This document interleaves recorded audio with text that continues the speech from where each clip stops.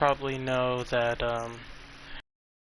Prodigy has been canceled. It's honestly it was supposed to be scheduled for its season 2 run, and I believe somewhere I think in June, but apparently I believe that of course according to this, of course I was looking through Twitter, I was browsing through stuff at the same time I was talking to my girlfriend and all that stuff going on. But of course, what kind of struck me a little bit out of nowhere was that Star Trek Prodigy was canceled along with 3 other shows. I mean, I don't care about those, but it's the fact that Star Trek Prodigy itself, which is a kids show, is canceled, and it's pretty much booted off the streaming service of Paramount Plus. Now, I'm not sure if it's booted off Nickelodeon, but of course, the series as a whole is canceled. So that means we won't even get a season 2, and it's kind of heartbreaking because I recently started watching Star Trek Prodigy. Now I'm gonna say that it's not canceled from the for pirate watchers like myself, but at the same time, it's kind of devastating that we won't be able to get a season 2 out of this. So it kind of makes me sad in a sense of a way. It, I mean, hits like a truck. Hits really hard, especially especially if you're just starting to get into it and you're starting to watch it, you're starting to enjoy it and stuff. You're starting to see for what it is, despite it being a kids show. Like you start to see these characters develop, from douchebags to pretty much being leaders in their own right, and that kind of inspires even real people today about about leadership, about taking responsibility, about being responsible, good stuff like that. And I think that's what makes it nonetheless. And I feel like it's kind of heartbreaking for me, and it's kind of out of because I'm gonna probably start back off with the new protostar, and it's gonna, of course, the rescue for Chakotay and all that good great stuff. And we also get the real Admiral Janeway along with the crew of the Dauntless. But it's kind of difficult to bear at this point. I kind of feel like, but I feel like the reason for it is because of budget reasons. Most people would pretty much I think that explains why the writers strike going on. And I think it's outside Paramount Plus too. I mean Paramount Studios, my bad, I'm sorry. But I think it's outside Paramount Studios. Now, of course, if Strange New Worlds gets hit with that kind of thing, or if Lower Decks gets hit, or if Discovery gets hit, or even Picard gets hit with that big old cancel sign, I'm pretty sure that it's going to break me very much. It's going to hurt. It's going to hurt like on a very apocalyptic level. Now, of course, I don't usually rant anymore. Like I think I've ranted last year about Maya or Chen, whoever the fuck he is, and stuff, and I kind of got over that stuff, and I did not make a vow, but I pretty much made a somewhat of a promise to not rant about small stuff like that. But this isn't really small because it affects me as a Trekkie, and it affects all those who do watch the show and do take time to do watch the show. Like at first I did not want to watch the show because I was thinking, oh, it's pretty much a waste of my time, but as time goes on, I thought I'd give it a watch, and turns out I actually like it. I can actually see the characters develop. I can actually see them, forge their own path, actually explore each and every character and how they got to be. So, and how far they've come from where they were standing on that prison planet, I believe in episode 1. And, it's all good and dandy. But the fact that I'm turning this into a mini rant because it's unnecessary in my case. It's unnecessary to delete a series, especially a kids show. Especially for kids to actually wanted to actually explore space and they wanted to see all that good stuff. Now, I understand cost reasons and money is a big issue and stuff like that, especially in today's world where inflation still exists.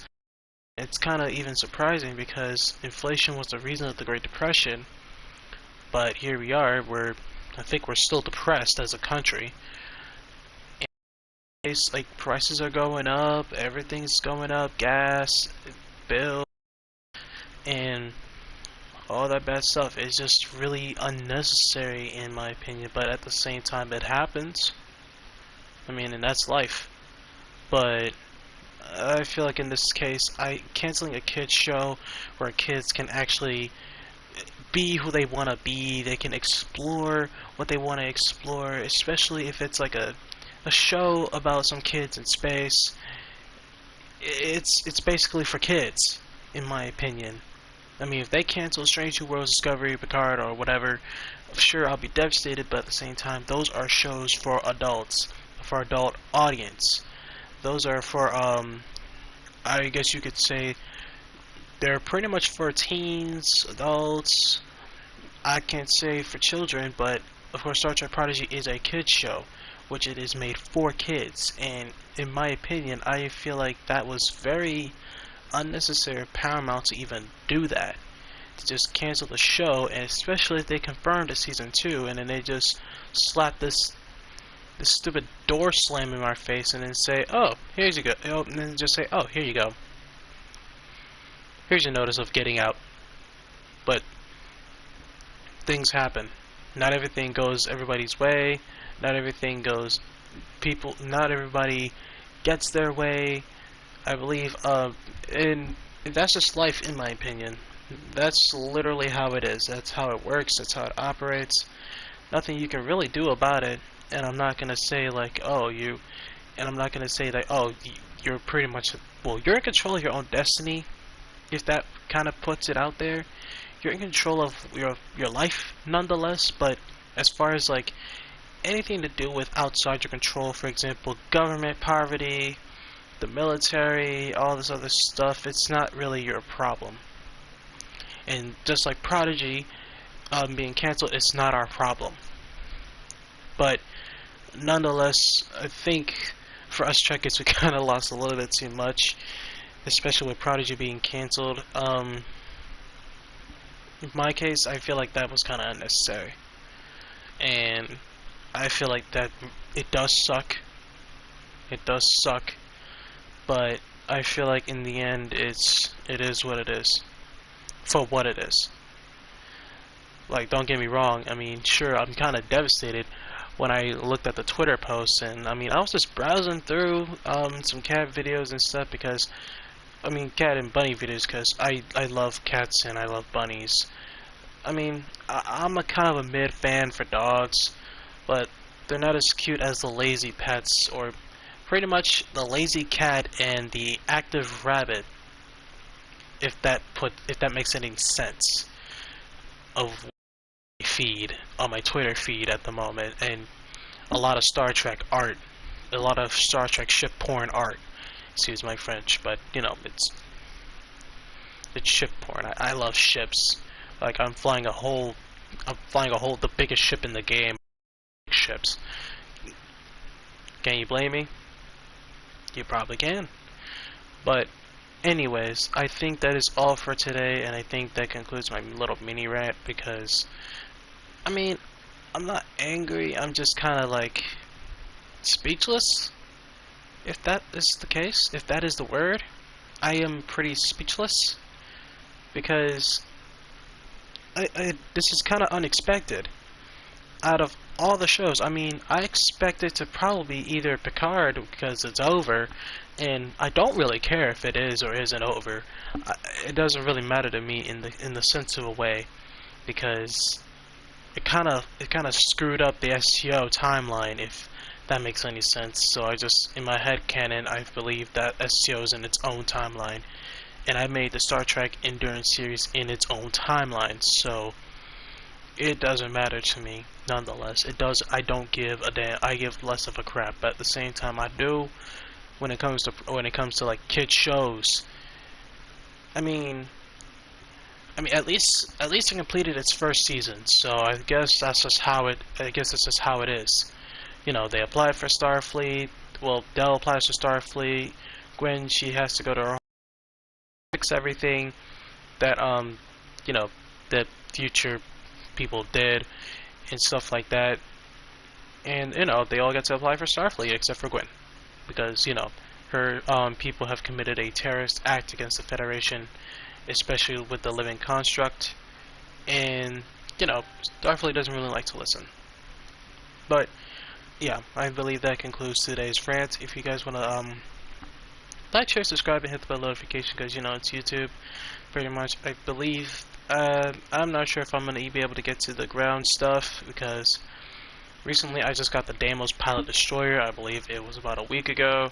So I think I might go ahead and do a destroyer build with the Deimos Pilot Destroyer, or the how to warship video with the or actually, I take that back.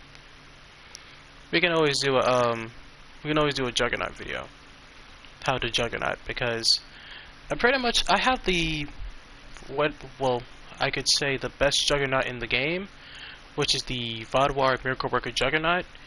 And if you're pretty much looking for Juggernauts, or if you're looking for the biggest Juggernaut in the game, I say go for the Emerald Chain Intel Juggernaut.